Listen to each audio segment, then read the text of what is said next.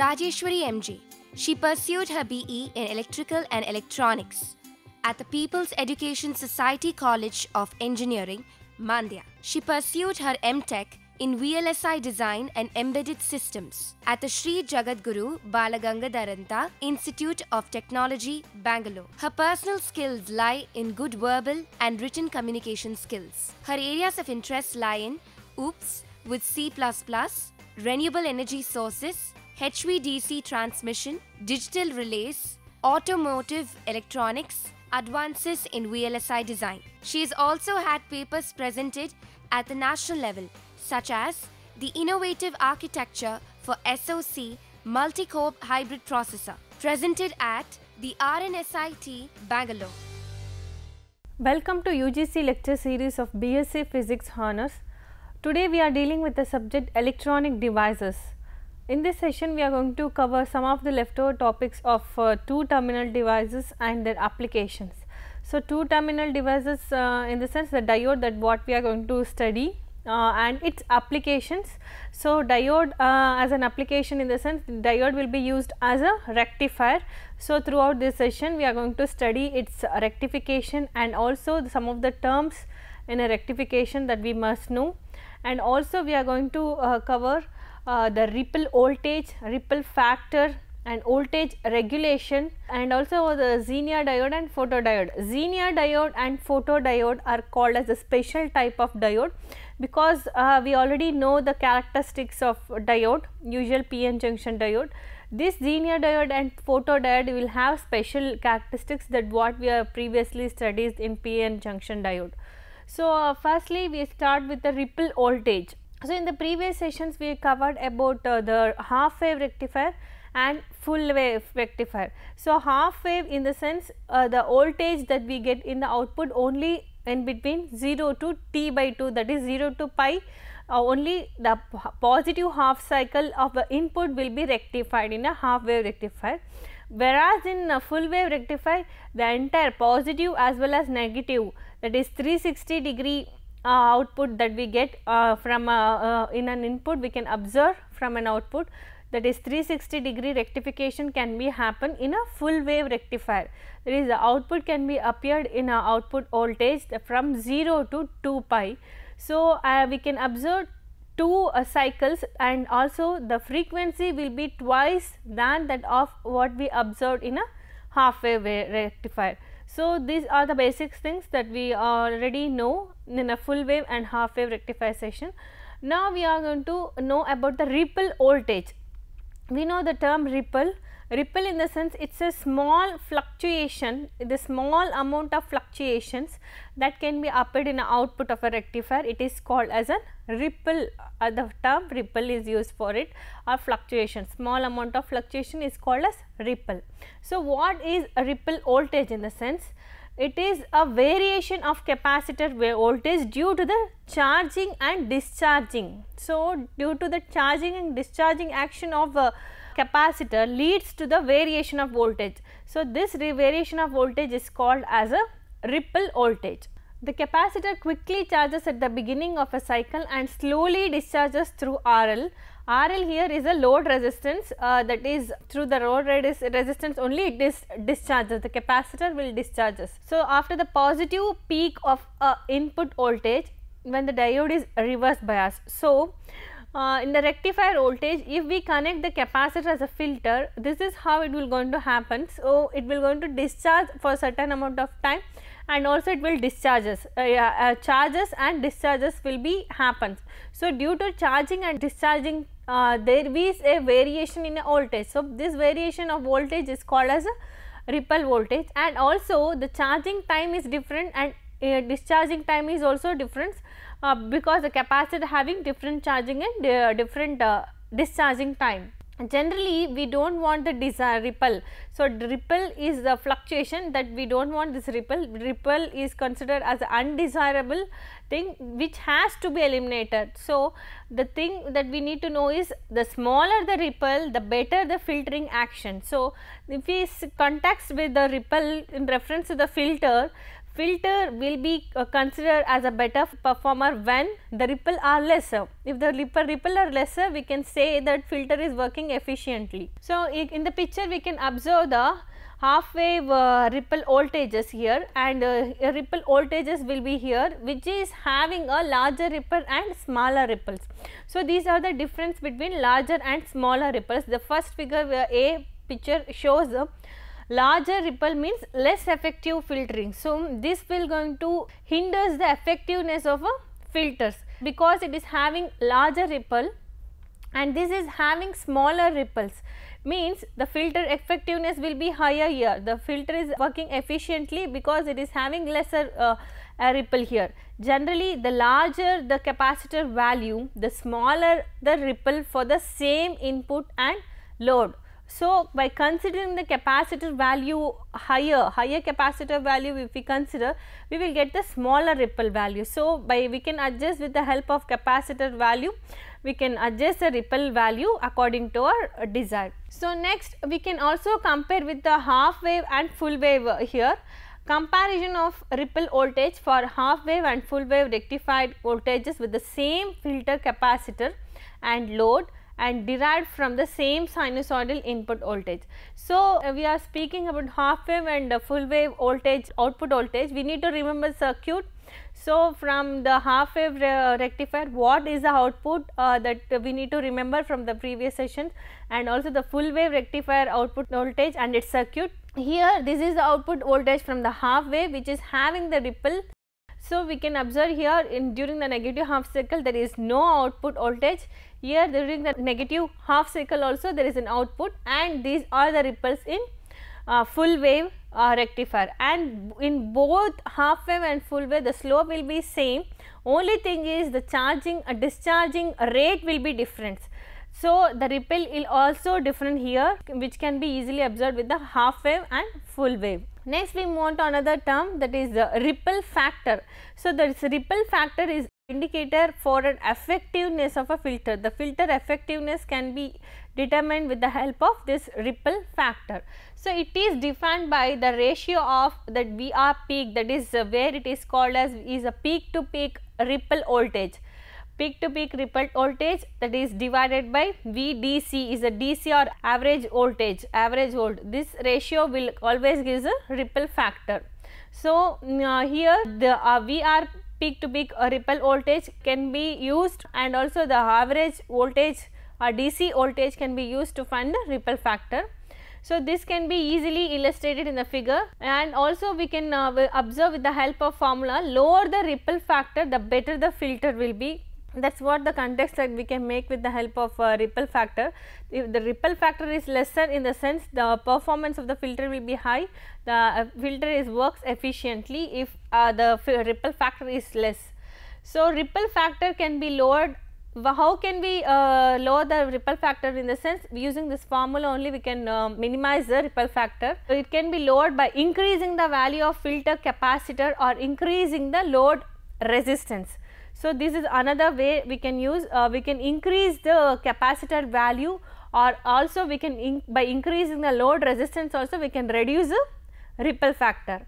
So, in this picture we can observe the ripple voltage, which is having a VDC and peak to peak voltage, that is VP or rectified voltage, peak rectifier voltage, which is having average voltage or VDC, and VR, that is peak to peak ripple voltage also we can observe. So, this from this here to here, which is referred as a peak rectified voltage, output voltage, these are the ripples, that is from here to here is the peak to peak ripple voltage, and from here to here it is called as average voltage or VDC, that is DC voltage. So, these are how we are going to differentiate between three types of voltage that can be appeared in the output of a rectifier. So, for a full wave rectifier with a capacitor input filter, approximations for the peak to peak ripple voltage, that is VR peak to peak, and the DC value of the filter output voltage, that is VDC, is given with the help of formula. We can find the VRPP and VDC. So, with the help of this, by knowing these two values, we can able to find the ripple factor. So, we ripple voltage, peak to peak ripple voltage can be found with the formula 1 by F RLC into the peak rectified voltage, and here also average voltage can be found with 1 minus 1 divided by 2 F RLC into V peak rectified voltage. This will going to give the VR value, that is ripple peak to peak voltage and also average or DC voltage. By using these two values, we can find the ripple factor. So, the variable VP rect or rectified voltage is the unfiltered peak rectified voltage. This we need to note on that whatever that we are going to mention as a peak rectified voltage here, that is VP rect, is an unfiltered voltage. And also here from the picture we can observe, if RL or C increases, the ripple voltage decreases and the DC voltage increases. The help of this formula we can observe this, VR divided by VDC is what VR, that is ripple peak to peak voltage can be found with the help of VRP and divided by VDC. From this picture, we are ripple peak to peak voltage divided by VDC. So, if RL or C increases, the ripple voltage decreases, and the DC voltage increases. So, here the DC voltage increases. These are the effects of RL and C value on ripple voltage and also DC voltage. So, next we move on to voltage regulations. So, these are the important terms that we need to know. The regulators, voltage regulators plays important roles because here also we can use the diode characteristics for voltage regulator, because characteristics of diode says in some region the voltage can be made constant with some current value. So, this is a characteristics that made us to use a diode as an voltage regulator. So, a voltage regulator is connected to the output of a filtered rectifier and it maintains a constant output voltage despite changes in the input, the load current or the temperature. So, the voltage has to be constant, that is what the concept of voltage regulator. It has to give an output with a constant voltage, even the current is fluctuated or the temperature. The voltage from the device has to be constant. And also they have three terminals that we can observe here, an input terminal, an output terminal and the reference or adjusted terminals will be there. These three terminals will be there. The input to the regulator is first filtered with the capacitor, that is C1, which is used to reduce a ripple. That is only 10%, less than 10% can be reduced with the C1 capacitor, and also the regulator reduces the ripple to a negligible amount, because regulator does not reduce any sort of ripple. And after that, the output from the regulator is also connected to the another capacitor. This capacitor actually improves the transient performance. So, output from the voltage regulator transient response will be improved with the help of this capacitor. So, this is how the regulator will be, and these are the terminals and these are the two capacitors which is mainly used in the input and as well as output of an voltage regulator. So, next we move on to the percentage regulations. How we are going to define two types of regulation, that is one is line regulation, another one is load regulation. So, in the line regulation it specifies how much change occurs in the output voltage for a given change in the input voltage. So, how much change that we can find with the output voltage with the given input voltage is what the line regulation, and that too it is typically defined as a ratio of the change in the output voltage for a corresponding change in the input voltage, that can be expressed here. Line regulation is change in the output voltage divided by change in the input voltage, which is always represented in percentage, that is why it is multiplied by 100%. So, next load regulation, this is another type of regulation. The load regulation specifies how much change occurs in the output voltage over a certain range of load current values usually from minimum current, that is no load or no load, to maximum current, full load. So, we are taking a reference for certain value of current from no load to full load. So, what will be the output, how the output will be changed during this is what we are considering a load regulation. So, for this the formula will be output or the voltage in a no load minus voltage in full load, that divided by that whole divided by voltage in full load, that whole multiplied by 100%. This will give a load regulation, and this is a line regulation. So, next we move on to the another type, that is one of the important type of diode, that is special type, that is Zener diode, which is having extra characteristics that what we studied in a previous PN junction common type of diode. These are the special type of diode. The Zener diode is a silicon PN junction device that is designed for operation in the reverse breakdown region. So, from the characteristics of a PN junction diode, we know when the voltage reaches the breakdown voltage in the reverse bias mode, the voltage will changes abruptly.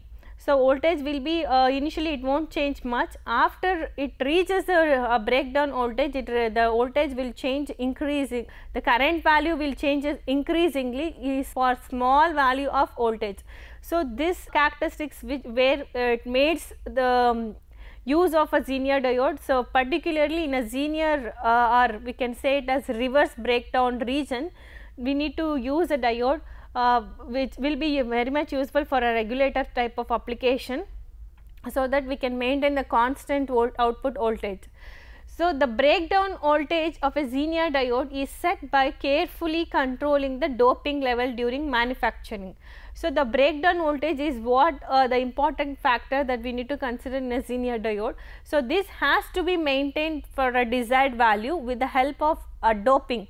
So, for Zener diode it has to be heavily doped for this kind of operation that we need to perform, because it has to work in a reverse breakdown region. So, for working in that region we need to do heavily doping has to be done for the diode. Zener diodes are designed to operate in reverse breakdown diode. So, it has two types of reverse breakdown occurs in Zener diode, that is one is avalanche and Zener. So, avalanche is it is greater than 5 volts, and if we say it is greater than 5 volts it is called as avalanche, and if it is less than 5 volts it is called as Zener. The avalanche effect occurs in both rectifier and Zener diodes at a sufficiently high reverse voltage. So, usually for the applications where we need a high reverse voltage, that is more than 5 volts, we will have avalanche effect, avalanche voltage, and if it is having the Zener voltage, the voltage that is required is having a very less, that is less than 5 volts, then it is having a Zener voltage that is less than 5 voltage. Avalanche effect can occurs both in rectifier and also it is occurs in Zener diodes at a sufficiently high reverse voltage, and also the Zener breakdown occurs in a Zener diode at low reverse voltage. These are the two voltages that we can observe in Zener diode. And here is what the symbol of a Zener diode, which is not as common that we observed in PN junction. There is a different symbol here which makes it different from a common PN junction. Other than this, arrow mark indicates the direction of current flow. This is a cathode terminal and this is a anode terminal. So, here it is VI characteristics of a Zener diode, where it is showing the breakdown Vz, that is a Zener voltage. After this is what that we get the voltage, constant voltage that we can say, we can observe the at this voltage we are making this constant, we can observe the current is increasing. This is the area or reverse breakdown region where the Zener diode works. This is also called as reverse breakdown region, is normal operating region for Zener diode, because the Zener diode is purposely made to work as in a reverse breakdown region by heavily doping PN junction diode. So, this is where the region that the reverse breakdown the Zener diode will operate, and this voltage is called as Zener voltage. After this, the current is increasing abruptly and the voltage is slightly changed for after this. For slight change in the voltage, the current is increased abruptly. This region is called as reverse breakdown region. So, the ability to keep the reverse voltage across its terminal essentially constant is the key feature of the Zener diode for the application of a regulator. So, why we are going to speak about more about the Zener diode? Because it has the ability to keep the constant voltage. The constant voltage will be constant at this type of Zener diode. Due to this characteristics, we can use it as a regulator, where we need a constant output voltage even though the current or temperature is changing in our input. The output voltage that what we getting from a Zener diode will be a constant.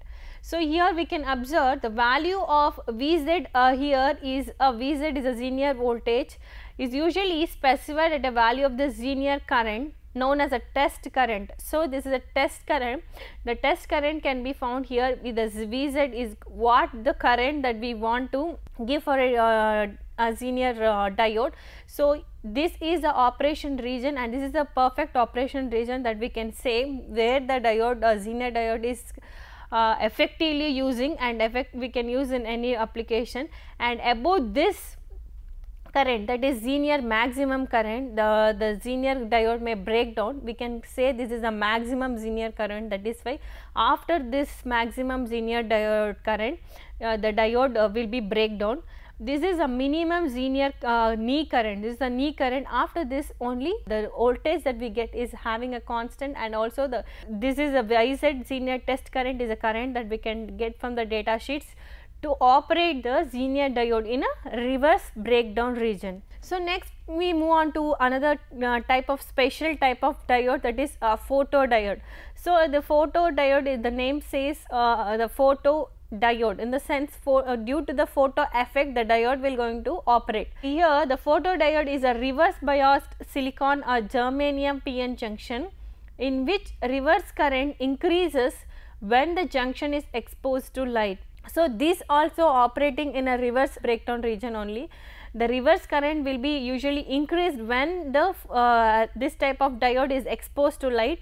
The reverse current inside the PN junction will be increased. So, such type of diode is called as photodiode, and this is how the symbol of photodiode, it is having same symbol as a normal PN junction diode, but with there is an indication of light falling on the diode. This arrow mark is specifies it as a photodiode. The reverse current in a photodiode is directly proportional to the intensity of light falling on its PN junction. So, the how much intensity is there that we are exposing the diode, that is where it depends. The reverse current will be increased when the intensity of a light falling on a diode is increases. So, it is directly proportional. Intensity of light is directly proportional to the reverse current. So, the reverse current in a photodiode is directly proportional to the light or intensity of light that is falling on a photodiode. When its PN junction is exposed to light, the reverse current increases with the increase in light intensity. So, when light falls on the PN junction, the energy is imparted by the photons to the atoms in the junction. This will create more free electrons and also holes, and also these additional free electrons will increase the reverse currents. So, the main purpose of incident or light intensity is what it increase the reverse current. So, whenever it falls atoms, it increases the number of holes and free electrons in the junction, which may increase the flow of current. So, the reverse current obviously increases due to the impart of light or photon that absorbed by atoms inside the PN junction. So, finally, we come to the end of this session. In this session, we studied about different terms that we need to remember about the rectifiers. So, that is ripple voltage. A ripple voltage is a variation of the capacitor voltage that is due to the discharging and charging action of a capacitor is called as a ripple voltage. And also we come across the ripple factor. The ripple factor is an indication or indicator of effectiveness of a filter. The filter's effectiveness is mainly comes to picture with the help of a filter factor only we can measure it. So, also how we are going to increase the value of ripple lower the ripple factor means, because ripple factor always has to be kept lower, then only we can say the filter will be effectively working. A ripple factor can be lowered by increasing the value of the filter capacitor or increasing the load resistance. So, increasing the capacitor value or increasing the load resistance, we can reduce the ripple factor.